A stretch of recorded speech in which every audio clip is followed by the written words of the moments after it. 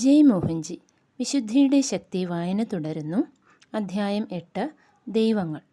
ചോദ്യം: ഹിന്ദു വ്യവസ്ഥയിൽ വളരെയധികം ദൈവങ്ങളുണ്ട്. 33 കോടിയോളം ആരെയാണ് ഉപാസിക്കേണ്ടത്? ഞാൻ ആശയക്കുഴപ്പത്തിലാണ്. ഉത്തരം: ആർക്കും എല്ലാ ദൈവങ്ങളെയും ഉപാസിക്കുവാൻ കഴിയുകയില്ല എന്നത് നിശ്ചയമാണ്. നിങ്ങൾ ആത്മജ്ഞാനം നേടുമ്പോൾ എല്ലാ സത്തകളും നിങ്ങളുടെ ഭാഗമായി തീരുന്നു. അപ്പോൾ നിങ്ങൾ എല്ലാ ദേവതകളുമായും വ്യക്തികളുമായും ജീവികളുമായും ഒന്നായിത്തീരുന്നു. ഞാൻ വിശദീകരിക്കാം. ഹിന്ദു പാരമ്പര്യത്തിൽ 33 കോടി ദൈവങ്ങളുണ്ട്. ആശയക്കുഴപ്പം വേണ്ട. ഒന്നാമതായി അവയെല്ലാം ഒരു പിതാവിനെ പ്രതിനിധാനം ചെയ്യുന്നു, അനന്യമായ പരബ്രഹ്മത്തെ. രണ്ടാമതായി ഓരോ വ്യക്തിയും വ്യത്യസ്തനാണ്. കൃത്യമായി ഒരുപോലെയുള്ള 2 ആളുകളില്ല. ശാരീരികമായ സാദൃശ്യത്തെക്കുറിച്ചല്ല ഞാൻ പറയുന്നത്, ആകെയുള്ള ഘടനയെക്കുറിച്ചാണ്. ഓരോ വ്യക്തിക്കും തൻ്റെ പ്രകൃതിക്കു ചേർന്ന ഒരു ദൈവത്തെ മാത്രമേ അംഗീകരിക്കുവാനും സ്വീകരിക്കുവാനും കഴിയുകയുള്ളൂ. പല ദൈവങ്ങളെയും വിലമതിക്കാൻ കഴിഞ്ഞാലും ഒരു ദൈവത്തെ മാത്രമേ ഉപാസിക്കുവാൻ കഴിയുകയുള്ളൂ. നാം നമ്മുടെ യാഥാർത്ഥ്യങ്ങളെ ക്ഷണിച്ചു വരുത്തുന്നത് പോലെ നമ്മുടെ പ്രകൃതിക്കു ചേർന്ന ദൈവത്തിൻ്റെയോ ഗുരുവിൻ്റെയോ ഒരംശം നമ്മിലുണ്ട്. ഓരോ യാഥാർത്ഥ്യത്തിൻ്റെയും ആഴത്തിലുള്ള ഒരു മുദ്രണവും നമ്മിൽ ഉണ്ട്. മനുഷ്യൻ പഞ്ചഭൂത നിർമ്മിതമാണ്. സ്വഭാവം ഗുണങ്ങളിൽ നിന്ന് ഉണ്ടായതാണ്. ആത്മാവാണ് വ്യവസ്ഥകളെ നടത്തുന്നതും പ്രവർത്തനക്ഷമമാക്കുന്നതും. നിങ്ങളുടെ പ്രകൃതിക്ക് അനുസൃതമായ ഒരു പാത മാത്രമേ നിങ്ങൾ പിന്തുടരുകയുള്ളൂ. നിങ്ങളുടെ പ്രകൃതിയുടെ കുറവുകൾ തീർക്കുന്ന ഒരു ഗുരുവുമായി മാത്രമേ നിങ്ങൾ ഒത്തുപോവുകയുള്ളൂ. അങ്ങനെ നോക്കുമ്പോൾ ഗുരുവോ ഇഷ്ടദേവതയോ പ്രതിനിധാനം ചെയ്യുന്ന വശത്തിൻ്റെ ഒരംശം ആദ്യമേ നിങ്ങളിൽ ഉണ്ട്. നിങ്ങൾ അതിനെ പ്രകാശിപ്പിക്കുകയും അതിനെ നിങ്ങളിലേക്ക് ആകർഷിക്കുകയും ചെയ്യും. നിങ്ങൾ ആ വ്യവസ്ഥയിലേക്കോ ദേവതയിലേക്കോ ആകർഷിക്കപ്പെടുന്നു. അതുകൊണ്ടാണ് നമ്മുടെ പാരമ്പര്യം ജനങ്ങളെ തങ്ങൾക്ക് സംതൃപ്തി തോന്നുന്ന വിധത്തിലുള്ള ദേവതകളെ ഉപാസിക്കുവാൻ അനുവദിച്ചത്. ഫലത്തിൽ ഓരോ വ്യക്തിയും തൻ്റെ പ്രകൃതിയുടെ മുഖ്യമായ ഘടകത്തെ ഉപാസിക്കുകയാണ് ചെയ്യുന്നത്. ചുരുക്കി പറഞ്ഞാൽ 33 കോടി വിധത്തിലുള്ള വ്യക്തികൾ ഉള്ളതുകൊണ്ടാണ് 33 കോടി ദേവതകൾ നിലനിൽക്കുന്നത്. ഓരോ വ്യക്തിക്കും തനിക്ക് അനുയോജ്യമെന്ന് തോന്നുന്ന ഒരു ദേവതയെ തിരഞ്ഞെടുക്കാം. പല തരത്തിലുള്ള ദേവതകൾ ഒരേ പരമാത്മാവിനെ പ്രതിനിധാനം ചെയ്യുന്നു. മിക്കവാറും എല്ലാ ദേവതകളും ഭഗവാൻ, ഭഗവതി, ദേവൻ, ദേവി എന്ന് സംബോധന ചെയ്യപ്പെടുന്നു. കൃഷ്ണ ഭഗവാൻ, ബുദ്ധദേവൻ, യേശുദേവൻ എന്നെല്ലാം. ദൈവം ഒന്നേ ഉള്ളൂ. ദൈവം സർവ്വവ്യാപിയാണ്. ദൈവം എല്ലാത്തിനെയും വലയം ചെയ്യുന്നു. ദൈവം സമയത്തിനും സ്ഥലത്തിനും പരിമിതികൾക്കും അതീതനാണ്. ഭഗവാൻ, ദേവൻ മുതലായവയെല്ലാം ദൈവത്തെ പ്രതിനിധാനം ചെയ്യുന്നു. പൂർണ്ണമായ അർത്ഥത്തിൽ അത്തരത്തിലുള്ളതെല്ലാം ദൈവത്തിലേക്ക് ചേരുന്നു. ദ്വിത്വമില്ല, ഏകത്വം മാത്രമേയുള്ളൂ. പരിമിതിയുള്ള എല്ലാ ജീവികളും പരിമിതി ഇല്ലാത്തതിൻ്റെ പ്രാതിനിധ്യങ്ങളാണ്. അവസാനമുള്ളത് അവസാനമില്ലാത്തതിനെ പ്രതിനിധാനം ചെയ്യുന്നു. അതുകൊണ്ട് ഞാനും നിങ്ങളും ഉൾപ്പെടുന്ന പരിമിതമായ എല്ലാ പദാർത്ഥങ്ങളും ഇപ്പോൾ അല്ലെങ്കിൽ കുറേ കഴിഞ്ഞ് ദ്രവിക്കുകയും പരിമിതിയില്ലാത്തതിലേക്ക് ലയിക്കുകയും ചെയ്യും എന്ന് അറിയുക. പരിമിതിയുള്ള ഏത് രൂപത്തെ ഉപാസിക്കുന്നതും പരിമിതിയില്ലാത്തതിലേക്ക് കടക്കുന്നതിലേക്ക് നമ്മെ നയിക്കണം. പരിമിതിയുള്ളത് പരിമിതിയില്ലാത്തതിലേക്ക് നയിക്കണം. അതാണ് ലക്ഷ്യം. അതിലില്ലാത്തതിനെ നാം ആ അവസ്ഥയിലേക്ക് വികസിക്കാത്തിടത്തോളം കാലം മനസ്സിലാക്കുക പ്രയാസമാണ്. അതുകൊണ്ട് നമുക്ക് അതിലുള്ളതിനെ ആവശ്യമുണ്ട്. അല്ലാത്ത പക്ഷം അനന്തത ഒരു സിദ്ധാന്തം മാത്രമായി നമ്മുടെ മനസ്സിൽ നിലകൊള്ളും. നാം അനന്തതയെ അറിയുകയോ അനുഭവിക്കുകയോ ഇല്ല. യേശു പറഞ്ഞു, പിതാവിലേക്കുള്ള വഴി എന്നിൽ കൂടിയാണ്. അതേ തത്വം അന്തമുള്ളതിൽ നിന്ന് അനന്തതയിലേക്ക്. തനിക്ക് ലഭിക്കുന്ന ഫലം അഥവാ അനുഭവം മറ്റേയാൾക്കും ലഭിക്കും എന്ന വിചാരത്തോടെ പലരും തങ്ങളുടെ ദൈവത്തെയോ സത്യങ്ങളെയോ മറ്റൊരാളിൽ കെട്ടിയേൽപ്പിക്കുവാൻ ശ്രമിക്കുന്നത് നാം കാണാറുണ്ട്. ഇത് മൂഢതയാണ്. ഓരോ വ്യക്തിയുടെയും അതുല്യത നാം പരിഗണിക്കണം. ഒന്നും ആരുടെ മേലും നിർബന്ധിച്ച് ഏൽപ്പിക്കുവാൻ കഴിയുകയില്ല. നിർബന്ധിച്ച് ഏൽപ്പിക്കുന്ന ഒന്നും ശക്തമാവുകയില്ല. അങ്ങനെ 33 കോടി ദൈവങ്ങൾ ഭൂമിയിലുള്ള മനുഷ്യവർഗത്തെ പ്രതിനിധാനം ചെയ്യുന്നു. അതുകൊണ്ടാണ് ഇത്രയധികം വൈവിധ്യമുള്ള ചിട്ടകളും സമ്പ്രദായങ്ങളും ഉണ്ടായതെന്നും പറയാം. ഓരോരുത്തനും തൻ്റെ കഴിവിനും വികാസത്തിനും പ്രകൃതിക്കും ആവശ്യത്തിനും അനുസൃതമായി ഒരു ദേവത ഉണ്ടാകും. കിട്ടാവുന്ന എല്ലാ ഗുരുക്കന്മാരെയും എല്ലാ ദൈവങ്ങളെയും നമുക്ക് ആവശ്യമുണ്ട്. അപ്പോൾ എല്ലാവർക്കും ഒന്നല്ലെങ്കിൽ മറ്റൊന്ന് തിരഞ്ഞെടുക്കാം. ഏതാണ് അധികം നല്ലത് മോശമായത് എന്ന താരതമ്യവും വാദപ്രതിവാദവുമാണ് ഏറ്റവും വലിയ മൂഢത്വം. നമുക്ക് ഒരുമിച്ച് ജീവിക്കേണ്ടതുണ്ട്. എല്ലാം നിലനിൽക്കട്ടെ. ഓരോ വ്യക്തിയും ഓരോ യാഥാർത്ഥ്യത്തെ തിരിച്ചറിയുകയും ആസ്വദിക്കുകയും ചെയ്യുകയാണ്. ഇത് താരതമ്യം ചെയ്യാനോ വിട്ടുവീഴ്ച ചെയ്യാനോ കഴിയുകയില്ല. ഒരാളുടെ ഭക്ഷണം മറ്റൊരാൾക്ക് വിഷമായി അനുഭവപ്പെടാം. ഏതാണ് നല്ലത് ഏതാണ് ചീത്ത എന്ന് എങ്ങനെയാണ് സാമാന്യവൽക്കരിക്കുവാൻ കഴിയുക? മറ്റുള്ളവരുടെ വിശ്വാസ പ്രമാണങ്ങളെ നാം ആദരിക്കണം. മറ്റുള്ളവരെ വിലമതിക്കേണ്ടത് ആവശ്യമാണ്. നിങ്ങൾക്കോ എനിക്കോ ഒന്നും തെളിയിക്കേണ്ടതായിട്ടില്ല. എന്തുകൊണ്ടെന്നാൽ ഒന്നും ശാശ്വതമല്ല. യാഥാർത്ഥ്യങ്ങൾ മാറിക്കൊണ്ടിരിക്കും. ജനങ്ങൾ പ്രത്യക്ഷപ്പെടുകയും അപ്രത്യക്ഷരാവുകയും ചെയ്യും. ജീവിതവും മരണവും നമ്മുടെ ജീവിതത്തിൻ്റെ ഭാഗങ്ങളാണ്. വ്യവസ്ഥകൾ മാറുന്നു. മാറ്റം ഇഹലോക ജീവിതത്തിൻ്റെ സത്തയാണ്. അതുകൊണ്ട് ജീവിക്കുക, മറ്റുള്ളവരെ ജീവിക്കുവാൻ അനുവദിക്കുക. നിരുപാധികമായി സേവനം ചെയ്യുക. ഒരിക്കലും താരതമ്യപ്പെടുത്തുകയും നിന്ദിക്കുകയും ചെയ്യരുത്. ഉദ്ദേശങ്ങൾ ശുദ്ധവും തികച്ചും നിസ്വാർത്ഥവും ആയിരിക്കണം.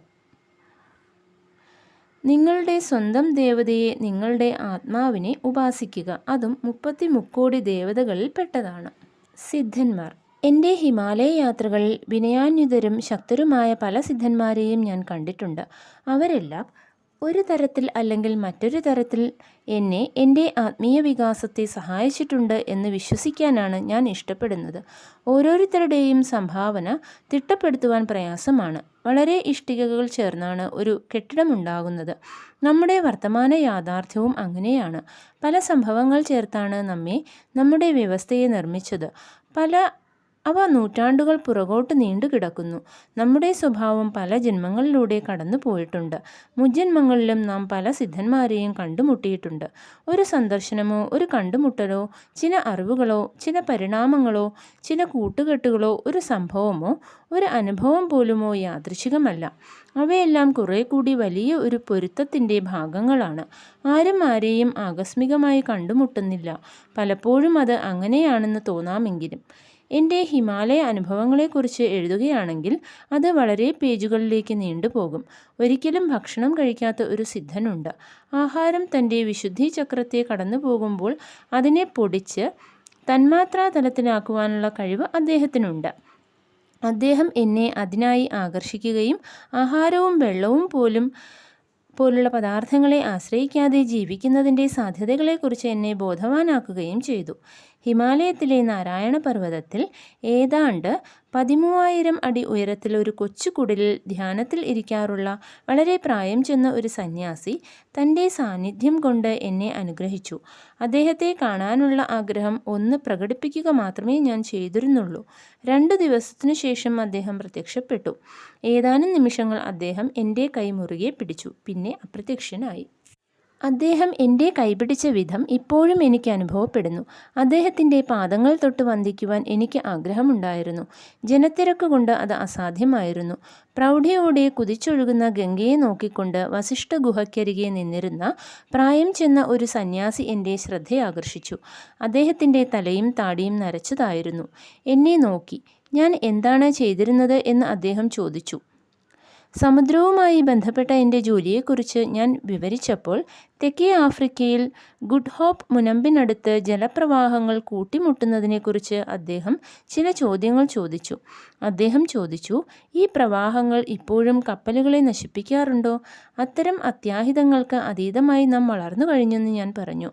ഹിമാലയത്തിൽ തപസ്സനുഷ്ഠിക്കുന്ന ഒരു സന്യാസി എന്തിനാണ് ആഫ്രിക്കയ്ക്കടുത്ത് കടലിൽ കൂട്ടിമുട്ടുകയും കപ്പലുകളെ പിരിക്കുകയും ചുരുട്ടുകയും ചെയ്യുന്ന ഉഷ്ണജലപ്രവാഹത്തെയും ശീതജലപ്രവാഹത്തെയും കുറിച്ച് വേവലാതിപ്പെടുന്നത് എന്നെനിക്ക് ജിജ്ഞാസ തോന്നി. അദ്ദേഹം ശാന്തനായി പറഞ്ഞു, എനിക്ക് സ്വന്തമായി കപ്പലുകൾ ഉണ്ടായിരുന്നു. ഒരു കാലത്ത് അദ്ദേഹം ഒരു കപ്പലുടമയും വലിയ ധനിവാനുമായിരുന്നു. കപ്പൽക്കൂട്ടവും ജോലിക്കാരും ഉണ്ടായിരുന്നു. കുറച്ചു കൊല്ലങ്ങൾക്ക് മുമ്പ് അദ്ദേഹം ഹിമാലയം സന്ദർശിച്ചു. പിന്നെ മടങ്ങിപ്പോയില്ല. അതിനുശേഷം അദ്ദേഹം സഞ്ചാരിയായ ഒരു സന്യാസിയായി. അദ്ദേഹത്തിൻ്റെ കപ്പലുകൾക്കും കമ്പനികൾക്കും എന്ത് സംഭവിച്ചു എന്ന് അറിയുവാൻ എനിക്ക് കൗതുകമുണ്ടായി. അദ്ദേഹം പറഞ്ഞു, എൻ്റെ മക്കൾ അത് നടത്തുന്നുണ്ടായിരിക്കും. ആർക്കറിയണം? ഞാൻ ഒരിക്കലും അന്വേഷിച്ചില്ല. പശ്ചാത്താപങ്ങളുമില്ല, ആഗ്രഹങ്ങളുമില്ല. പൂർണ്ണമായ നിസ്സംഗത ഞാൻ അദ്ദേഹത്തിൽ കണ്ടു. അദ്ദേഹത്തിൻ്റെ കണ്ണുകളിൽ അഗാധമായ സംതൃപ്തിയും ദിവ്യമായ ഒരു തിളക്കവും ഉണ്ടായിരുന്നു. താൻ ഉപേക്ഷിച്ച കുടുംബത്തിൻ്റെ ക്ഷേമത്തെക്കുറിച്ച് അറിയണമെന്ന് അദ്ദേഹത്തിന് തോന്നിയില്ല. കോടീശ്വരനായ ഒരു തപസ്വി. അദ്ദേഹം പ്രത്യക്ഷമായ ഭാരിച്ച ഐഹിക സമ്പത്തിനെ അവ്യക്തമായ ആത്മീയ സമ്പത്തുമായി കൈമാറി. തൻ്റെ കൂടെ മധ്യാഹ്ന ഭക്ഷണം കഴിക്കുവാൻ എനിക്ക് താല്പര്യമുണ്ടോ എന്ന് അദ്ദേഹം ചോദിച്ചു. ഞാൻ ഭക്ഷണത്തിന് കൂടെ കൂടി. ചപ്പാത്തിയും അവിടെ കൃഷി ചെയ്ത പച്ചക്കറികൾ കൊണ്ട് ഉണ്ടാക്കിയ കറിയും തൈരും ഉണ്ടായിരുന്നു. സ്നേഹപൂർവമായ പെരുമാറ്റം ഭക്ഷണത്തെ സ്വാദിഷ്ടമാക്കി. പിന്നീട് പലപ്പോഴും ആ പ്രദേശത്ത് ഞാൻ യാത്ര ചെയ്തിരുന്നുവെങ്കിലും ഒരിക്കലും അദ്ദേഹത്തെ കണ്ടില്ല. ആത്മീയ വികാസം നേടാത്ത പലരും പണം ഉണ്ടാക്കുവാനായി ആത്മീയതയെ നല്ല വ്യാപാരമായി ഉപയോഗിക്കുന്നത് കാണുമ്പോൾ തൻ്റെ എല്ലാ സ്വത്തുക്കളും ഉപേക്ഷിച്ച് ആത്മീയതയെ സ്വീകരിച്ച ഈ കോടീശ്വരനെ ഞാൻ ഓർക്കും. ആധുനിക ഗുരുക്കന്മാരിൽ പലരും തങ്ങളുടേതായ ഒന്നും ഒരിക്കലും ഉപേക്ഷിക്കുകയില്ല. തങ്ങളുടെ സ്വത്തിലേക്ക് കൂട്ടിച്ചേർക്കുകയേ ഉള്ളൂ. അവർ പരിചരിക്കപ്പെടാനും സേവിക്കപ്പെടാനും ആഗ്രഹിക്കുന്നു. കാവ്യനിറത്തിന് മഹത്വമുണ്ട്. അന്വേഷകർ വസ്ത്രങ്ങളാലും ബാഹ്യരൂപത്താലും എളുപ്പം വഞ്ചിക്കപ്പെടുന്നു. എല്ലാം അറിയുന്നവർ വിരളമായേ സംസാരിക്കുകയുള്ളൂ. കുറച്ചറിയുന്നവർ ധാരാളം സംസാരിക്കും. നമ്മുടെ ജീവിതത്തിലെ ദുരന്തമാണ് അത്. നമുക്ക് കിട്ടുന്ന ഉപദേശങ്ങളെക്കുറിച്ച് ജാഗ്രത വേണം. ഏതെങ്കിലും ആധുനിക ഗുരുവിൻ്റെ അനുശാസനങ്ങൾ കുറ്റബോധവും ഭയവും അടിസ്ഥാനമാക്കിയുള്ളതാണെങ്കിൽ ഔപചാരികതയൊന്നും നോക്കാതെ അവയെ തള്ളിക്കളയുക. നിങ്ങളുടെ ഓട്ടത്തിന് വേഗം പോരാ എന്ന് അദ്ദേഹം പറയുകയാണെങ്കിൽ ഓരോരുത്തർക്കും അവരവരുടേതായ ഗതിവേഗം ഉണ്ടെന്ന് അദ്ദേഹത്തോട് പറയുക. ഒരു ഗുരു അഭിനയിക്കുകയാണെങ്കിൽ അദ്ദേഹത്തെ ഉപേക്ഷിക്കുക. അനുഭവങ്ങൾ വ്യക്തവും യഥാർത്ഥവുമായിരിക്കണം. അനുഭവങ്ങളായി മാറാത്ത സിദ്ധാന്തങ്ങൾ ഭാരമായി തീരുന്നു. സ്വയം അമിതഭാരം ചുമക്കാതിരിക്കൂ. വളരെ ദാരുണമായി പരാജയപ്പെട്ട വ്യാപാര ചരിത്രമുള്ള ഒരാൾ തനിക്ക് കടം തന്നവരിൽ നിന്ന് രക്ഷപ്പെടുവാനായി ഒരു സന്യാസിയായി. ശക്തമായ കപടവേഷം. പണം കൊടുത്ത ആളുകളെ കൊണ്ട് തൻ്റെ മഹിമയെ പുകഴ്ത്തിപ്പാടിച്ച് അയാൾ തനിക്കൊരു പരിവേഷമുണ്ടാക്കി. അയാൾ പണം സമ്പാദിക്കുവാൻ തുടങ്ങി. പല ആശ്രമങ്ങൾ ഉണ്ടാക്കുകയും തൻ്റെ സാമ്രാജ്യം സൃഷ്ടിക്കുകയും ചെയ്തു.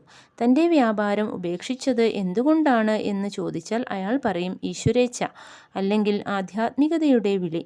തികഞ്ഞ അസംബന്ധമാണ് അത്. അയാൾക്ക് തൻ്റെ തൊഴിൽ വിജയിക്കുവാൻ കഴിഞ്ഞില്ല. അതുകൊണ്ട് കാവിയിലേക്ക് രക്ഷപ്പെട്ടു. കപടവേഷങ്ങൾക്ക് നല്ല വിപണന സാധ്യതയുണ്ട്.